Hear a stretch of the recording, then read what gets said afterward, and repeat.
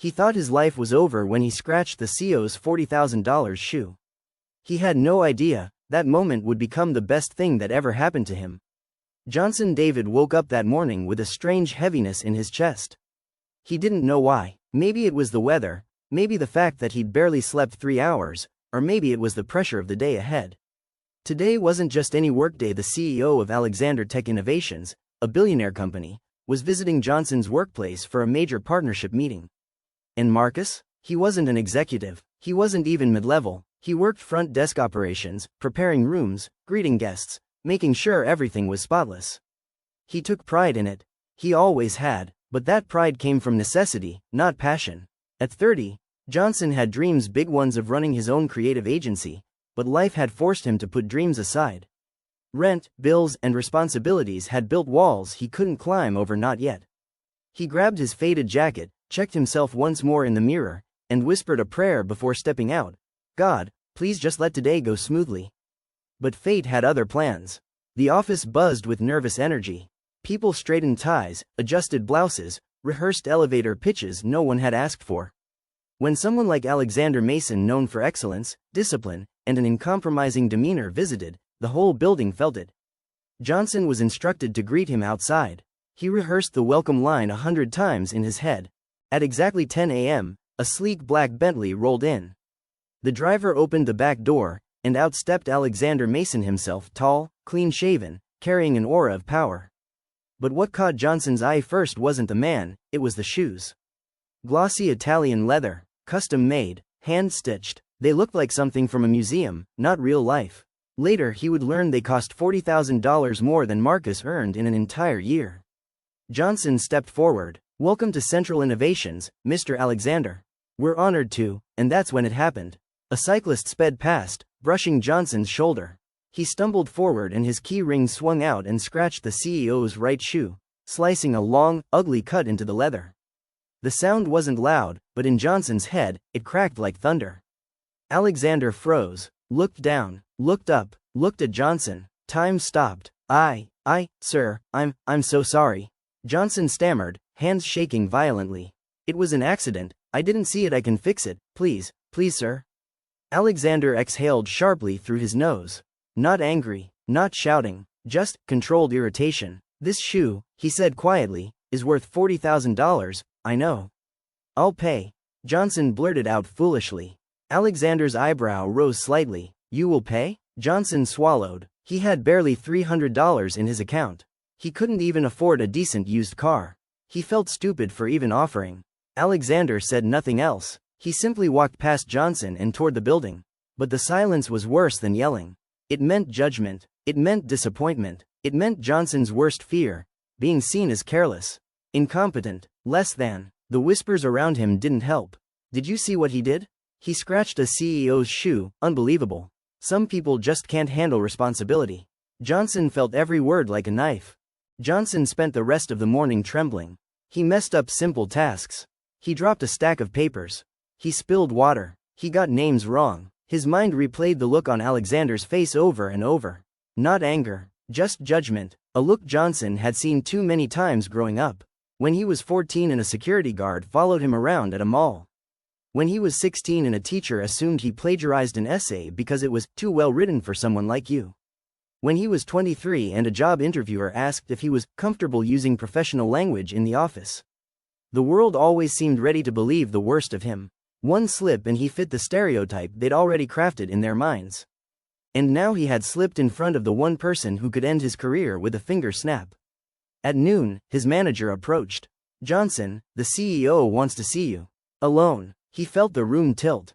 His heart thudded painfully. This was it. He was going to lose his job, not because he was bad at it, not because he lacked dedication, but because of a clumsy moment and a lifetime of assumptions.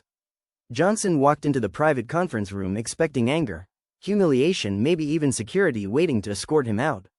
But what he saw stunned him. Alexander Mason sat alone, no assistants, no executives.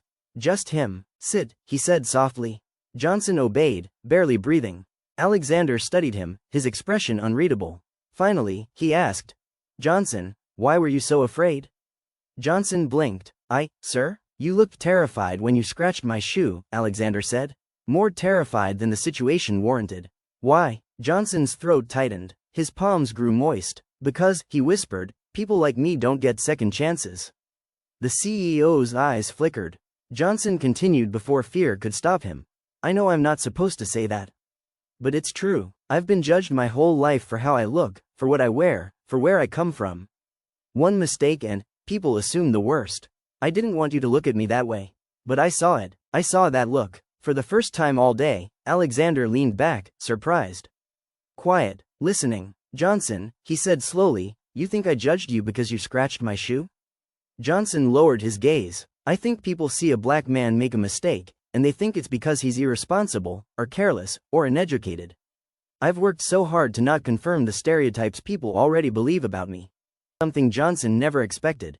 Johnson, I grew up being judged too. Johnson's head snapped up. Alexander explained, when I was younger, people assumed my success was inherited.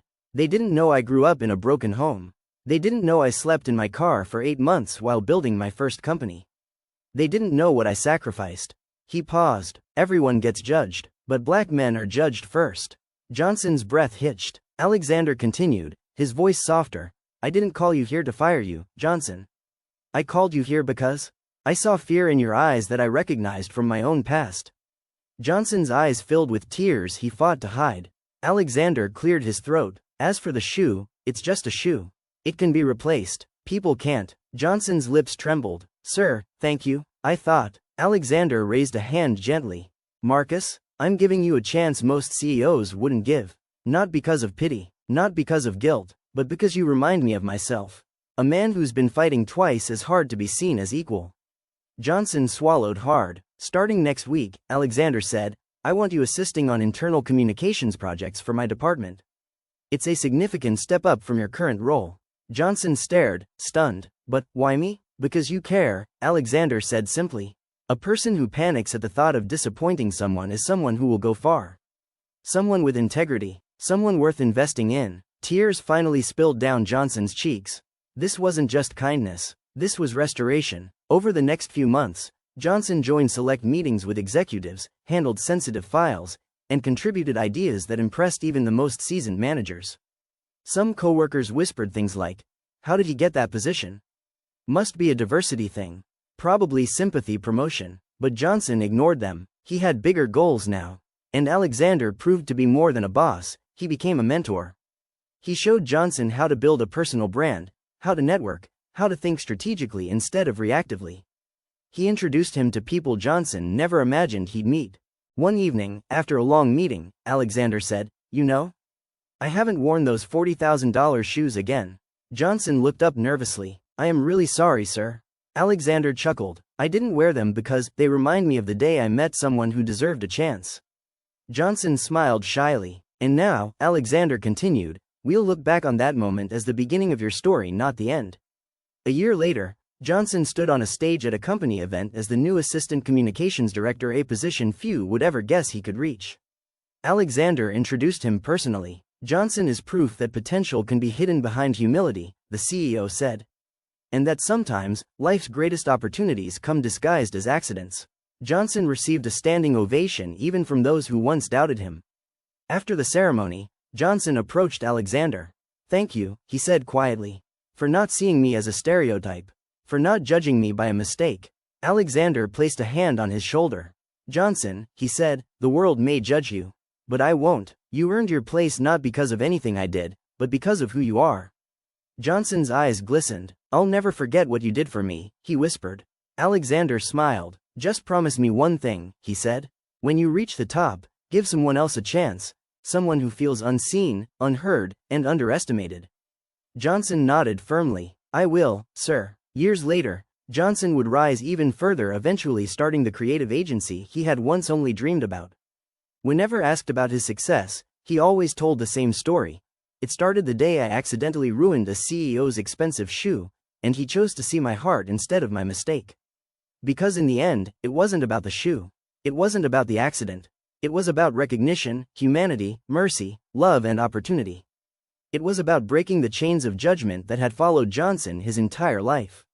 It was about being seen, truly seen for the first time. And that moment changed everything. Forever. And today, Johnson always tells the same story.